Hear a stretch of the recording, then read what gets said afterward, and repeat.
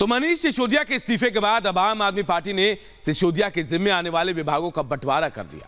सिसोदिया के आउट होने के बाद कैलाश गहलोत और राजकुमार आनंद को नई जिम्मेदारी मिल गई है। रिपोर्ट आपको दिखाते हैं।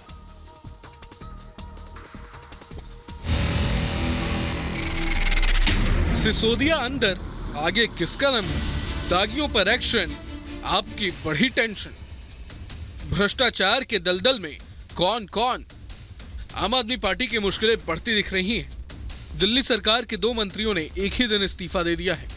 मनीष सिसोदिया और सत्येंद्र जैन के अचानक इस्तीफों ने सियासी गलियारों में हड़कंप मचा दिया है। मनीष सिसोदिया का इस्तीफा बहुत बड़ी घटना माना जा रहा है, क्योंकि दिल्ली सरकार में उनकी हैसियत क्या है वो इससे समझा जा सकता है कि वो दिल्ली के डिप्टी सीएम के पद पर थे। 18 विभाग उनके पास थे।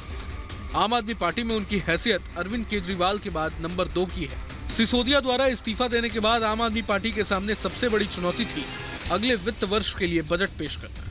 बहरहाल काफी सोच विचार के बाद पार्टी की तरफ से मनीष सिसोदिया के विभागों का बंटवारा 2 मंत्रियों में किया गया है। मंत्री कैलाश गहलोत को 8 विभाग सौंपे गए हैं, तो वहीं मंत्री राजकुमार आनंद को 10 विभाग सौंपे गए हैं। सिसोदिया दिल्ली सरकार में सबसे प्रभावशाली मंत्री थे। राज्य सरकार के सभी बड़े मंत्रालय उन्हीं के पास थे। ऐसे में अब कैलाश गहलोत और राजकुमार आनंद के कंधों पर बड़ी जिम्मेदारी होगी। दोनों मंत्रियों में विभागों का बंटवारा कुछ इस प्रकार किया गया है, जिससे कैलाश गहलोत के अंडर वित्त, प्लानिंग, पीडब्ल्यूडी, ऊर्जा, गृह, शहरी विकास, सिंचाई, बाढ़ प्रबंधन और जल विभाग आएंगे। तो वहीं केजरीवाल सरकार के मंत्री राजकुमार आनंद के अंडर शिक्षा, भूमि और भवन, विजिलेंस, सेवा, पर्यटन, कला संस्कृति और भाषा, श्रम, रोजगार, स्वास्थ्य और उद्योग विभाग आएंगे। अब एक साथ 2 मंत्रियों के इस्तीफे के बाद से सीएम केजरीवाल की मुश्किलें बढ़ना तय माना जा रहा है। हालांकि राजनीति के जानकार इसे सीएम केजरीवाल का दांव मान रहे हैं। कैसे एक सरकार को, कैसे आम आदमी पार्टी की बढ़ती हुई लोकप्रियता से, अरविंद केजरीवाल जी की बढ़ती हुई लोकप्रियता से घबरा कर और परेशान होकर आज बीजेपी और मोदी सरकार उत्पीड़न की कार्रवाई कर रही है।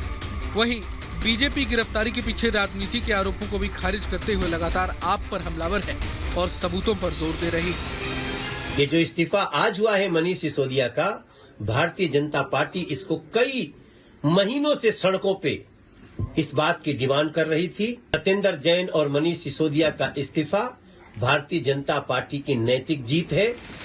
बहरहाल हालिया स्थिति आम आदमी पार्टी की खराब ही नजर आ रही। आम आदमी पार्टी पर बेहद विकट संकट है। इस संकट से केजरीवाल कैसे उबरेंगे ये देखना बाकी होगा, क्योंकि उसके 2 बड़े नेता फिलहाल बड़ी मुसीबत में हैं।